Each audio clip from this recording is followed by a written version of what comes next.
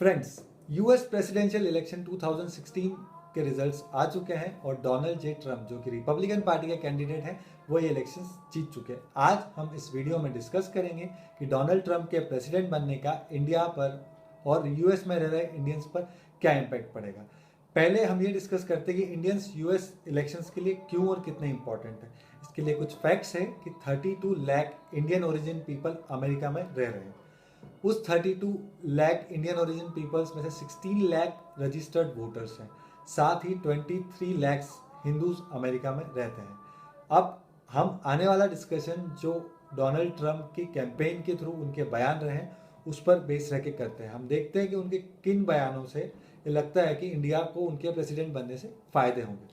सबसे पहला उनका बयान ये रहा है कि जहाँ की उन्होंने इमिग्रेशन के खिलाफ बातें कही है, वहीं उन्होंने इंडियन स्टूडेंट्स और इंडियन एंटरप्रेन्योर्स को इनवाइट करने की बात कही है, जो कि इंडिया के लिए एक बहुत बड़ा प्लस पॉइंट है। उसी के साथ साथ उन्होंने चाइना की उनके थ्रू आउट कैंपेन बुराइयां की है, चाइना की पॉलिसीज की बुराइयां की है, जो कि इंडियन यूएस ट्रेड रिलेशंस के लिए एक प्लस पॉइंट हो सकता है। साथ ही उनके पूरे कैंपेन में वो टेररिस्ट के कंप्लीटली खिलाफ लगे, जिसका कि फ़ायदा हमें हो सकता है।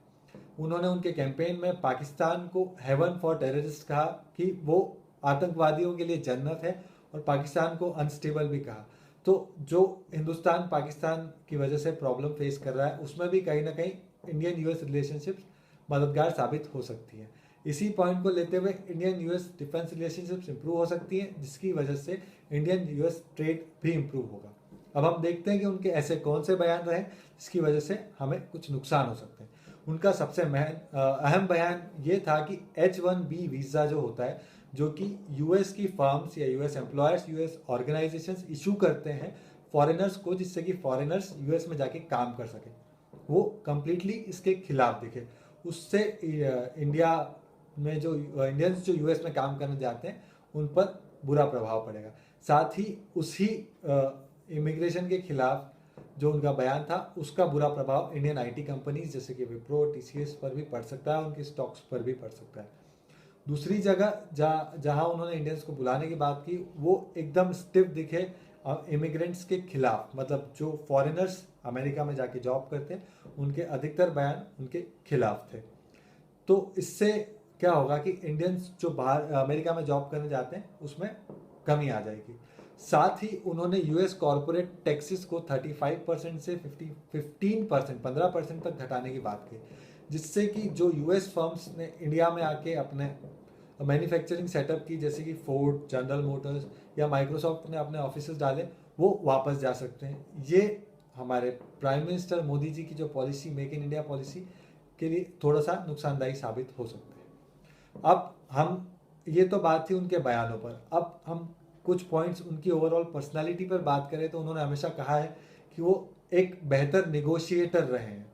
तो यदि ऐसा कोई पॉइंट उठता है जिससे वो चाइनीज से पॉलिसीज निगोशिएट करके ट्रेड रिलेशन सुधार लें तो वो इंडिया के लिए एक नेगेटिव पॉइंट साबित हो सकता है। आने वाले समय में ये देखना इंटरेस्टिंग होगा कि एक ऐसी शख्सियत जो 70 साल की है और जिसका कोई पॉलिटिकल बैकग्राउंड नहीं है, जो कम्प्लीटली अपनी लाइफ बिजनेस में डेडिकेटेड रहा है, वो जब यूएस जैसे डेवलप्ड नेशन का प्रेसिडेंट बनता है तो उसके क्या रिजल्ट्स रहते हैं। दोस्तों, आपको मेरा ये वीडियो अच्छा लगा हो तो प्लीज़ इसको लाइक कीजिए। आप ऐसे ही और वीडियोस देखना चाहते हो तो प्लीज़ मेरा चैनल सब्सक्राइब कीजिए। और आप में से कोई भी चाहता हो कि मैं इस टॉपिक पर एक डीप एनालिसिस करके डालूं तो आप कमेंट बॉक्स में लिख सकते हैं। मैं उसका एक डीप एनालिसिस बना के, जो कि डिटेल डिस्कशन करेगा, हिलेरी क्लिंटन जो कि डेमोक्रेटिक कैंडिडेट थी, वो प्रेसिडेंट बनती तो क्या इम्पैक्ट्स होते हैं, वो सारी चीज़ें मिला के उसमें डिस्कस करेंगे। तो आप कमेंट बॉक्स में डाल दीजिए, मैं एक नया वीडियो बना के डाल दूँगा। Thank you.